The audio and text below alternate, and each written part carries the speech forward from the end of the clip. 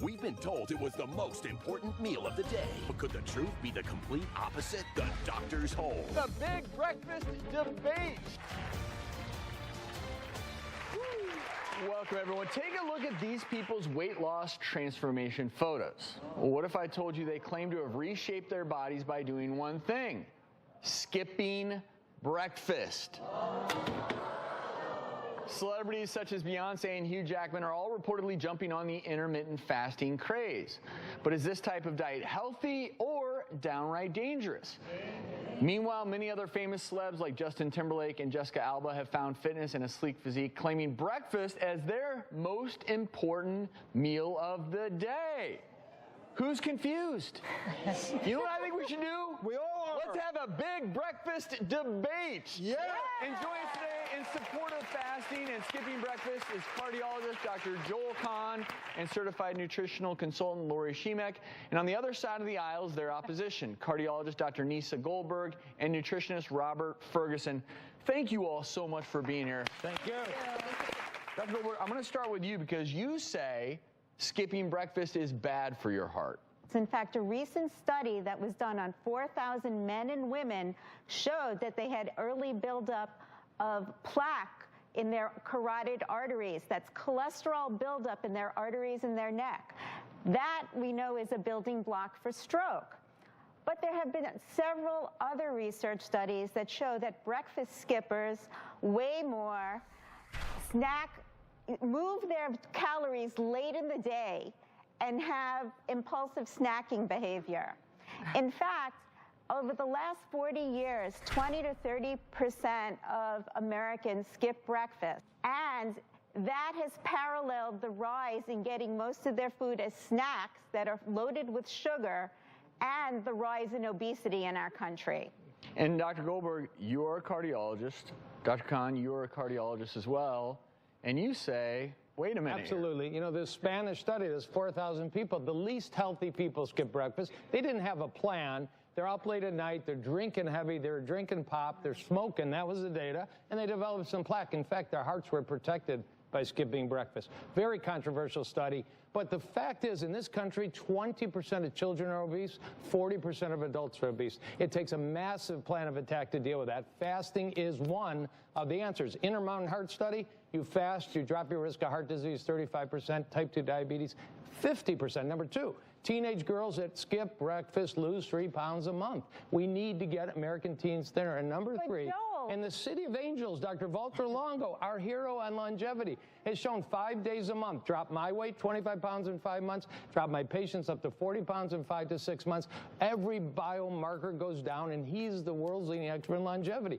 5 days fasting, mimicking diet is one of the tools we need to solve this problem in America, and it's a huge problem. And it depends upon the quality of the food, too. It's very important. If you have a nutrient-dense diet, you will absolutely promote fat loss. You're going to protect yourself against type 2 diabetes, and the list goes on. It's a very long list. So, in the words of Mike Tyson, that side is ludicrous. Because here's the deal. That's a scientific study right there. I'm not biting his ear, but I'm thinking about it. Well, here's the deal.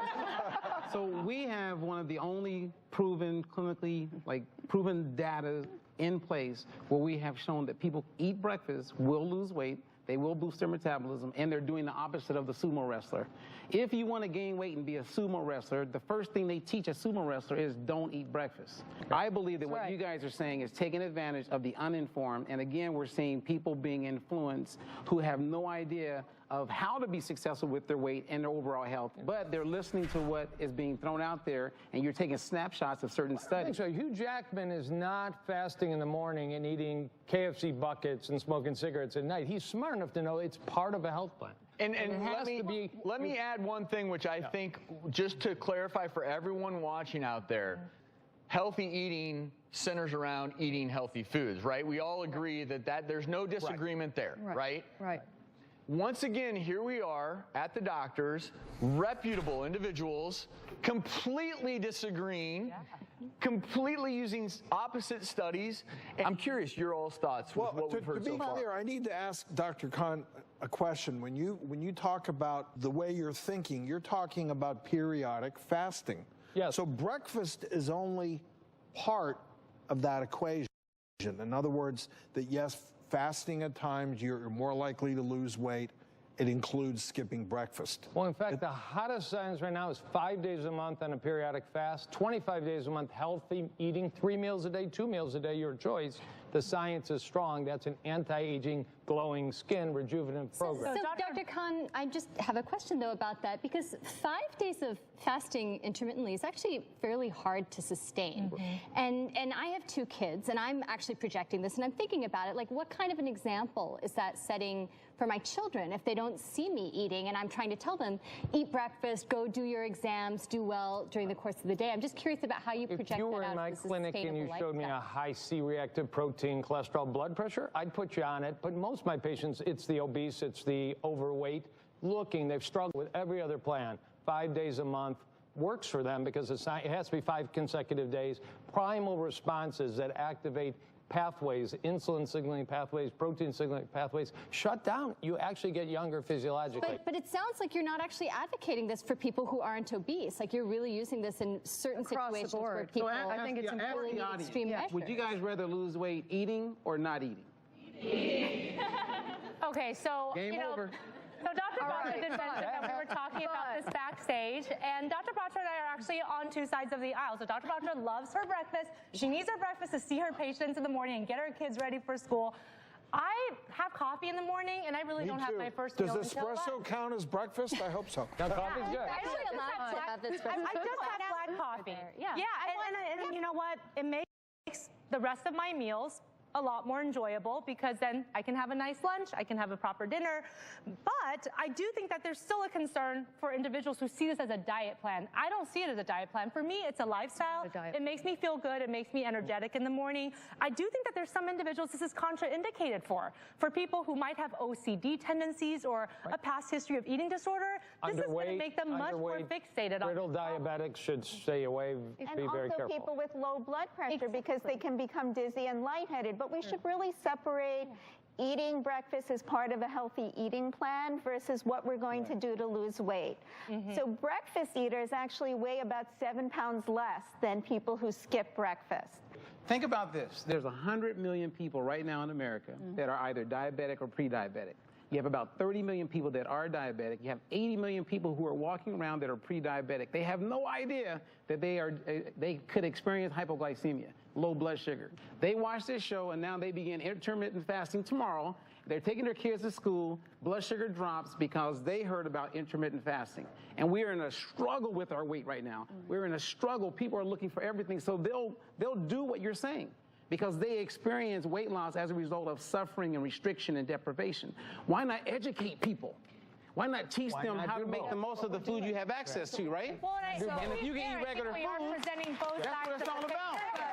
I do think that we're presenting a balanced picture. We're letting people understand the facts, the studies that are associated with each side and each position, and people do have to make their own decisions with the help of their medical professionals. They should absolutely consult a medical professional if they're thinking about making a big change to the way that they eat. And individuals respond very differently to different diets. We all know this. I eat a healthy breakfast every morning. I would hope that the two of you wouldn't look at me and say, Dr. Stork, no, you've got to start skipping breakfast.